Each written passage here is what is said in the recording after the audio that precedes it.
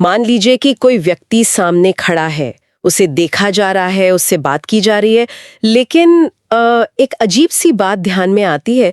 उस व्यक्ति को किसी भी दिशा से देखा जाए, मतलब किसी भी एंगल से, केवल उसका चमकता हुआ चेहरा ही दिखाई देता है, उसकी कोई पीठ है ही नहीं। ये तो भौतिक विज्ञान और दिशाओं के सारे नियमों के बिल्कुल खिलाफ है। मतलब ऐसा लगता है जैसे विज्ञान कथा हो, है ना? बिल्कुल ऐसा ही लगता है, लेकिन ये कोई विज्ञान कथा या कल्पना नहीं है।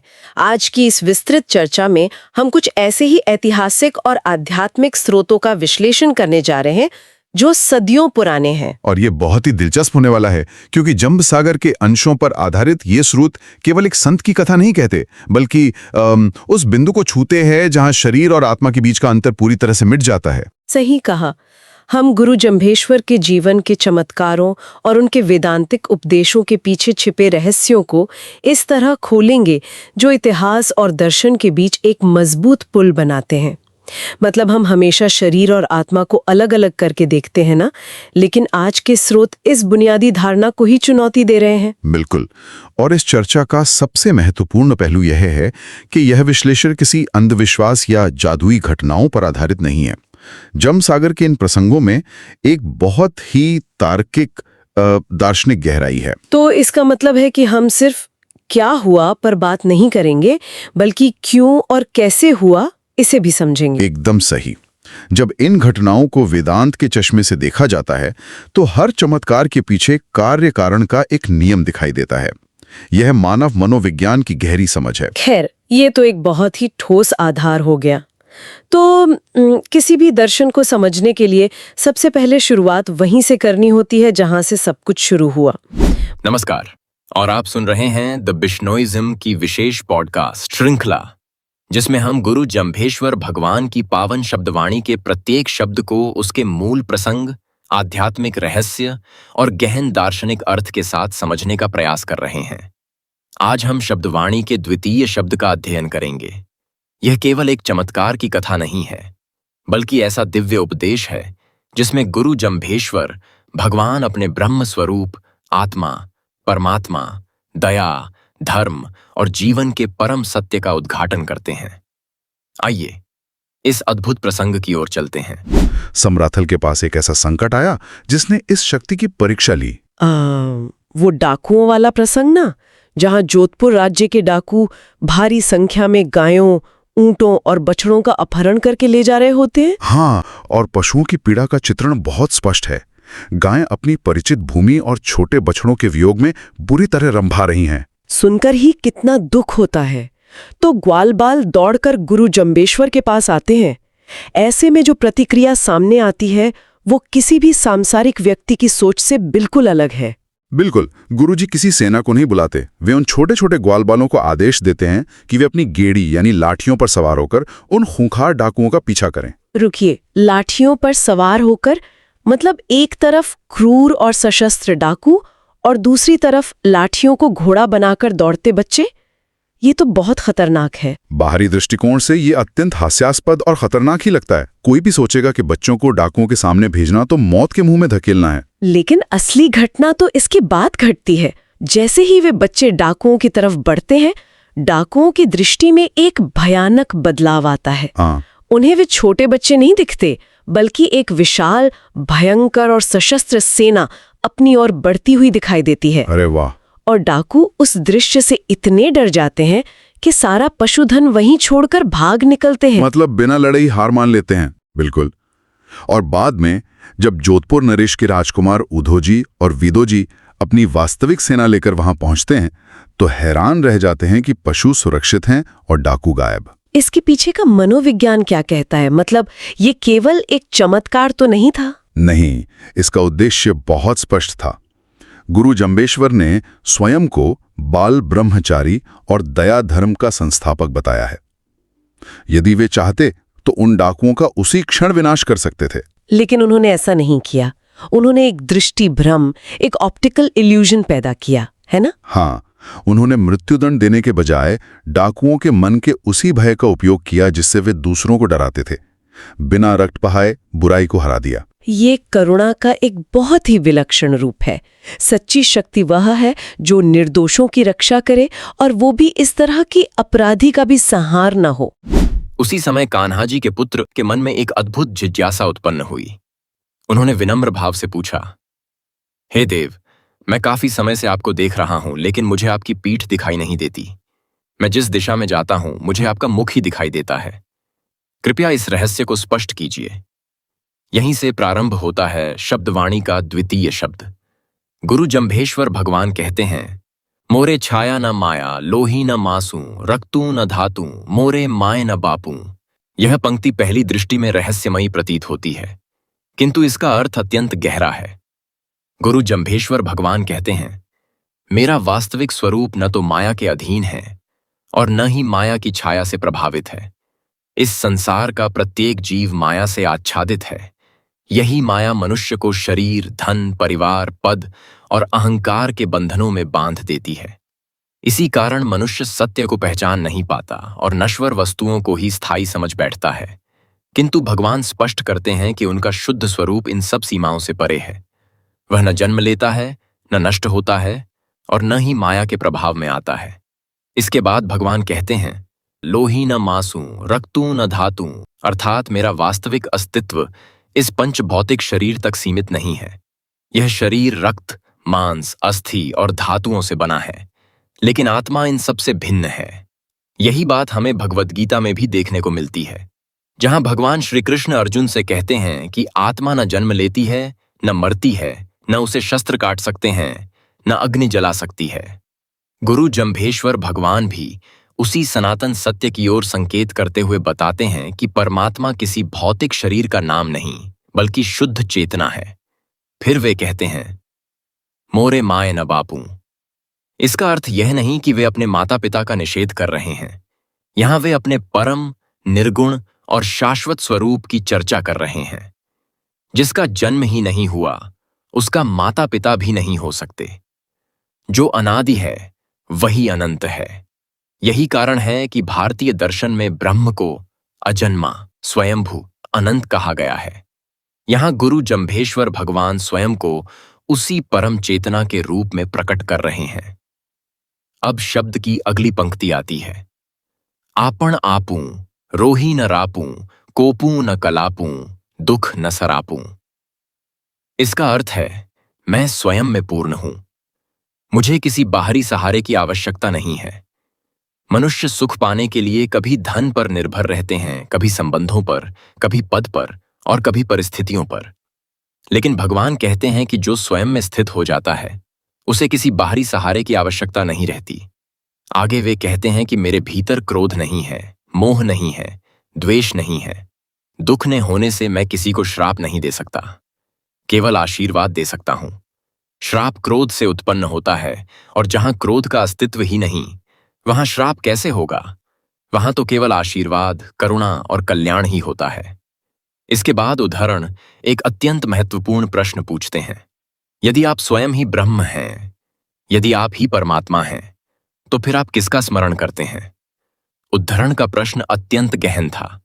यदि आप स्वयं ही ब्रह्म हैं, यदि आप स्वयं ही परमात्मा हैं, तो फिर आप किसका जप करते हैं? यह प्रश्न केवल उस समय का नहीं है। आज भी अनेक लोगों के मन में यही जिज्ञासा उठती है कि यदि परमात्मा सर्वत्र है, यदि वही सब कुछ है, तो फिर उपासना किसकी की जाए? गुरु जम्भेश्वर भगवान इस प्रश्न का उत्तर देते हुए कहते हैं, लोई अलोई त्यों त्रिलोई, ऐसा न कोई जंपा सोई, जिहि जंपे आवागमन न होई। अर्थात यह संपूर्ण त्रिलोकी, चाहे वह दृश्य हो या अदृश्य, जड़ हो या चेतन, उस एक परम चेतना से व्याप्त है।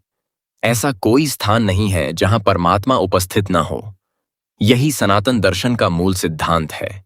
ईश्वर किसी एक मंदिर, एक मूर्ति, एक दिशा या एक स्थान तक सीमित नहीं है। वह प्रत्येक कण में विद्यमान है। वह वायु में है, जल में है, अग्नि में है, पृथ्वी में है, काश में है और प्रत्येक जीव की आत्मा में भी वही परम चेतना विद्यमान है। यही कारण है कि गुरु जम्भेश्वर भगवान कहते हैं कि उसी सर्वव्यापक परमात्मा का भजन किया जाता है। यहां भजन का अर्थ केवल गीत गाना नहीं है, वास्तविक भजन है। अपने मन, वचन और कर्म को परमात्मा के अनुरूप बनाना। जब मन पवित्र होता है, वाणी सत्य बोलती है और कर्म दया तथा धर्म पर आधारित होते हैं, तभी सच्ची भक्ति प्रारंभ होती है। भगवान आगे बताते हैं कि जो साधक निरंतर परमात्मा का स्मरण करता है, वह धीरे धीरे उसी के गुणों को अपने जीवन में धारण करने लगता है। जैसी उपासना वैसा उपासक। यदि मनुष्य संसार की वस्तुओं का चिंतन करेगा तो उसका मन भी उन्हीं में उलझा रहेगा, लेकिन यदि वह परम सत्य का चिंतन करेगा तो उसका जीवन भी सत्य, शांति और करुणा से भर जाएगा। इसीलिए गुरु जम्भेश्वर भगवान कहते हैं कि परमात्मा की उपासना मनुष्य को जन्म और मृत्यु के चक्र से मुक्त कर देती है। यहीं से शब्द का अगला रहस्य प्रारंभ होता है।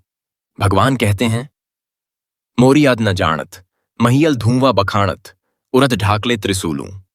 वे कहते हैं, मेरे वास्तविक स्वरूप का आदि कोई नहीं जानता। सोचिए, जब सृष्टि ही नहीं बनी थी तब समय भी नहीं था, दिशाएं भी नहीं थीं, पृथ्वी नहीं थी, आकाश नहीं था, सूर्य और चंद्रमा भी नहीं थे। तब उस परम सत्ता को कौन देख सकता था? इसीलिए भगवान कहते हैं कि परमात्मा का प्रारंभ जानना मनुष्य की बुद्धि के बाहर है। हाँ, उसके अस्तित्व का अनुमान अवश्य लगाया जा सकता है। भगवान इसे एक अत्यंत सुंदर उदाहरण से समझाते हैं।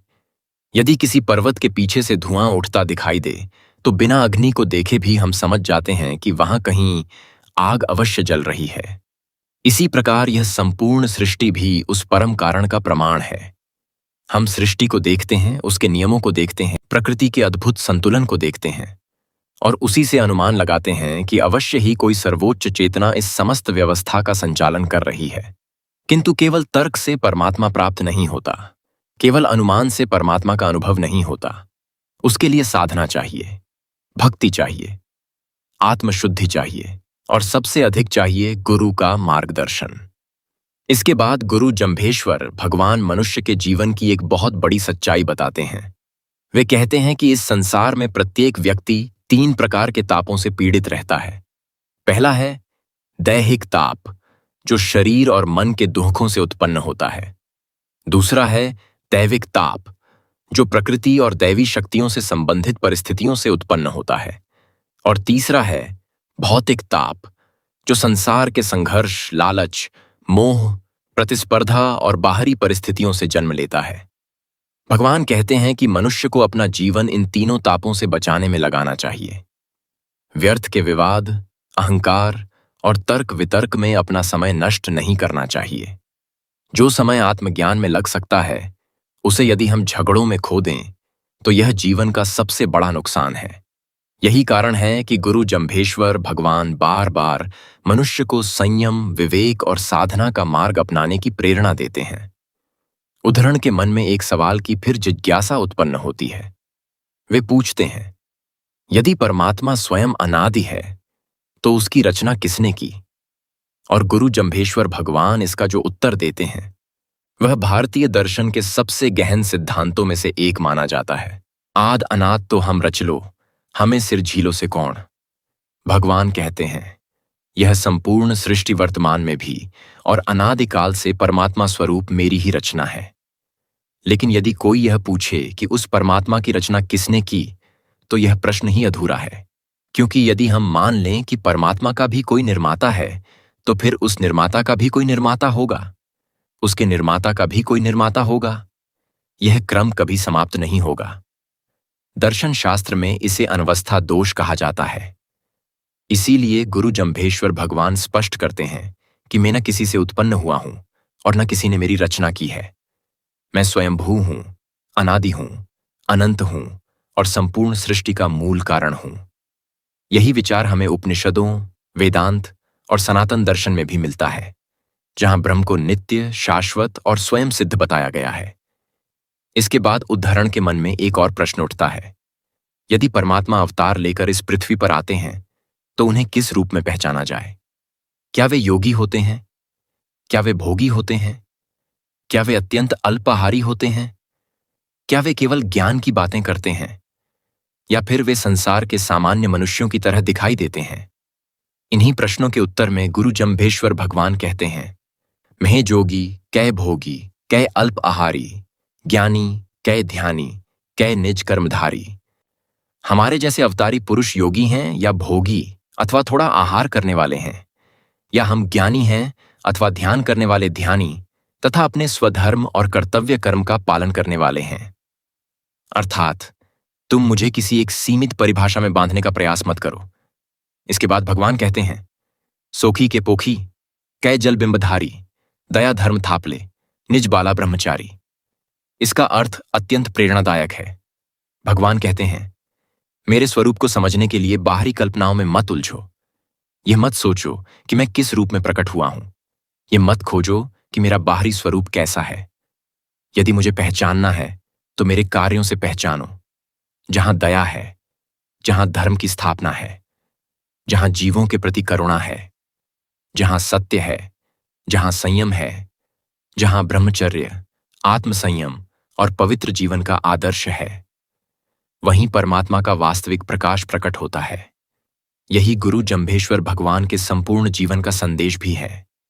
उन्होंने केवल उपदेश नहीं दिए, बल्कि उन सिद्धांतों को अपने जीवन में जीकर दिखाया।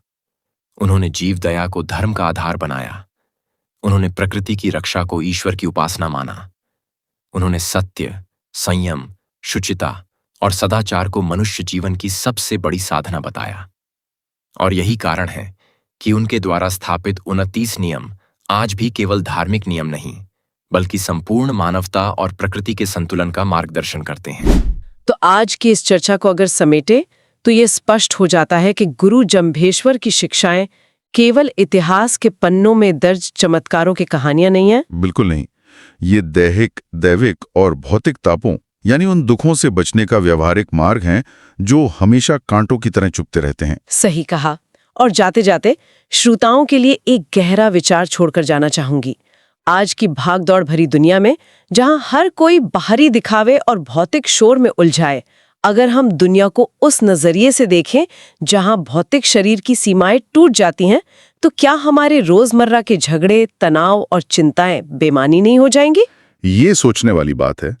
अगर हम मान लें कि अंततः केवल एक ही चेतना है जो हम सब में वास कर रही है, तो फिर हम किससे लड़ रहे हैं? खुद से ही? बिल्कुल। शायद ये ब्रह्मांड खुद को हमारे अलग अलग रूपों में अनुभव कर रहा है।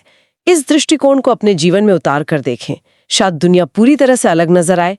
खैर, आज की इस गहन चर्चा में बस इतना ही। सीखते रहें और विचारों की गहराई में उतरते रहें।